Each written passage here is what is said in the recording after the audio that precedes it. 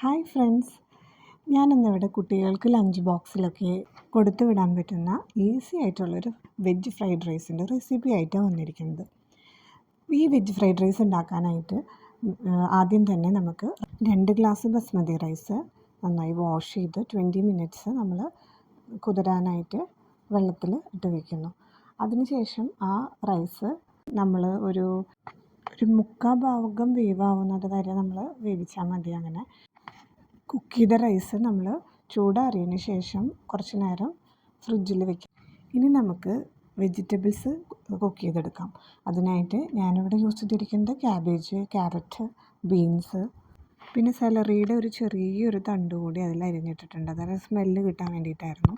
എന്നുള്ള വെജിറ്റബിൾസൊക്കെയാണ് യൂസ് ചെയ്തിരിക്കുന്നത്. നിങ്ങൾക്ക് കയ്യിൽ ഏതൊക്കെ വെജിറ്റബിൾസാണ് ഉള്ളതെന്ന് വെച്ചിട്ടുണ്ടെങ്കിൽ അത് ഇതിൽ യൂസ് ചെയ്യാം. ഇതിൽ ഞാൻ സൺഫ്ലവർ ഓയിലാണ് യൂസ് ചെയ്യുന്നത്. വെജിറ്റബിൾസിന് ആവശ്യമായ ഉപ്പും അതുപോലെ തന്നെ കുറച്ച് പെപ്പർ പൗഡറും ആഡ് ചെയ്യുന്നുണ്ട്.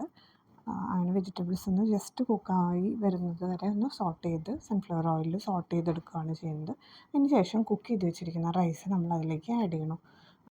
റൈസും വെജിറ്റബിൾസും നല്ലപോലെ മിക്സ് ചെയ്തെടുക്കുക.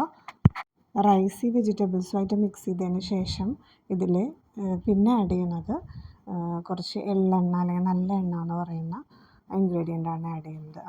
പിന്നെ ഇതിന് സൈഡായിട്ട് ഞാൻ വെച്ചിരിക്കുന്നത് വിനീഗർ ഡൈല്യൂട്ട് ചെയ്തിട്ട് അതിൽ കുറച്ച് സോൾട്ടും ഷുഗറും ആഡ് ചെയ്തിട്ട് സൊല്യൂഷൻ ഉണ്ടാക്കി അതിലേക്ക് ഗ്രീൻ ചില്ലി റൗണ്ട് ഷേപ്പിൽ കട്ട് ചെയ്ത് വെച്ചു.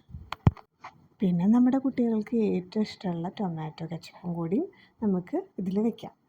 സൈഡ് ഡിഷും കൂടി ആയി കഴിഞ്ഞാൽ നമ്മുടെ വെജ് ഫ്രൈഡ് റൈസ് റെഡി. അപ്പോൾ എല്ലാവരും ഒന്ന് ട്രൈ ചെയ്ത് നോക്കണേ. ബൈ.